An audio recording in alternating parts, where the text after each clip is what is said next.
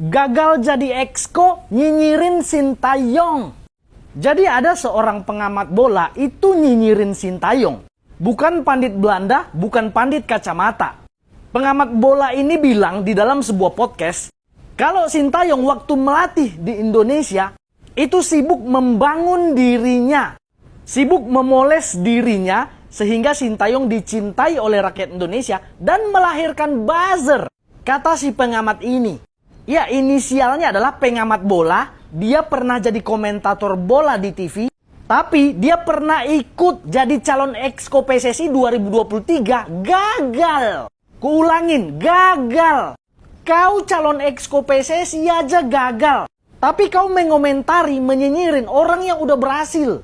Sintayong ini udah pernah juara Liga Champions Asia. Udah pernah bawa tim lolos ke Piala Dunia. Pernah bawa tim lolos ke Piala Asia. Orang berhasil dinyinyirin oleh kau yang jadi calon exco PSSI aja gagal, kalah. Jadi stoplah nyinyirin Sintayong. Kalau kalian-kalian yang gak suka sama Sintayong, ya udah diam aja. FIFA dan AFC udah menulis sejarah dia bersama timnas Indonesia. Masa orang yang berhasil dinyinyirin sama orang yang jadi exco aja gagal? Salam.